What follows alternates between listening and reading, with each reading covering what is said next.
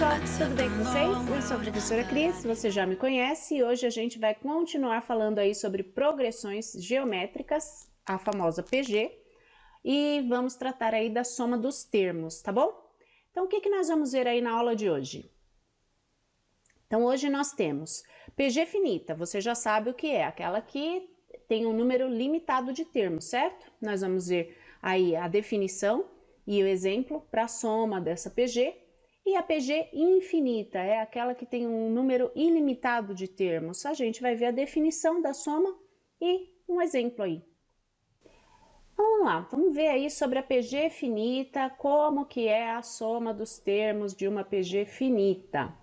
Então, quando a gente quer obter a soma de uma quantidade limitada de termos de uma PG, a gente usa essa fórmula aqui, onde, né, o Sn é a soma dos n primeiros termos da PG, o A1 é o primeiro termo da PG, o Q é a razão da PG e o N é o número de termos da PG. Então, o que apareceu de novo aí é só o Sn, ok? Que significa soma de termos da PG, tá bom? Vamos ver um exemplo. Um tipo de bactéria divide-se em duas a cada 1 hora.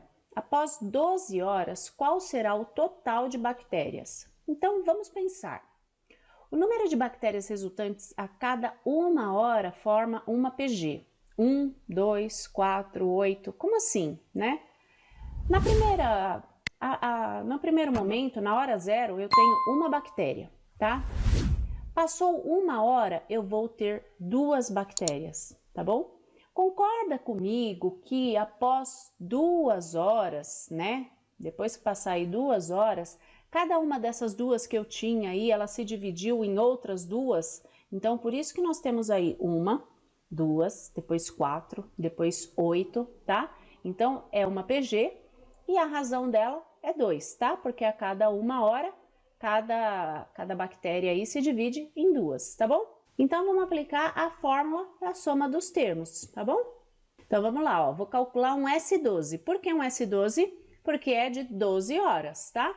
O meu A1 é o primeiro termo, então é 1. O meu Q é a minha razão, que é 2, elevado ao N. Qual é o N? É a quantidade total de horas, que é 12. Menos 1, que é da fórmula, tudo isso dividido por 2, porque é a minha razão, menos 1, tá certo? Continuando aí, vamos desenrolar esse negócio aqui. Então, dentro do parênteses, nós temos aí, né? 2 elevado a 12 vai dar 4.096. Na parte de baixo, aí eu só fiz 2 menos 1, que é 1.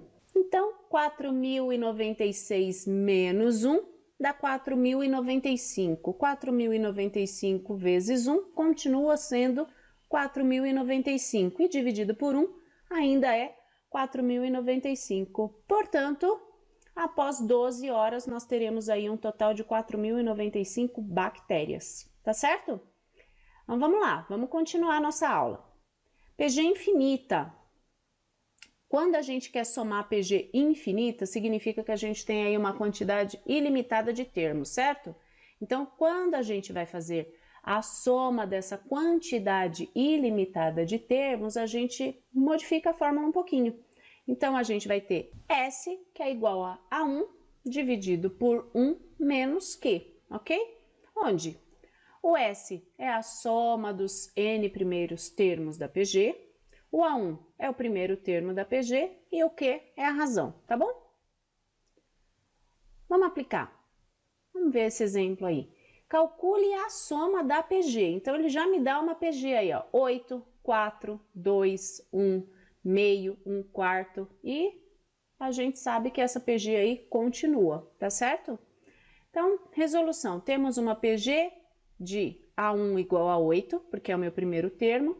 E a razão é meio, tá certo? Então, aplicando na fórmula, o que a gente tem? Vamos substituir, né? No lugar do A1 vai entrar o 8. Esse 1 faz parte da fórmula e menos meio. Calculando aí a parte de baixo, 1 menos meio é meio. E 8 dividido por meio é o mesmo que 8 vezes 2 sobre 1. E 8 vezes 2 sobre 1, a gente sabe que é 16. Portanto, a soma vale 16. Ok, pessoal?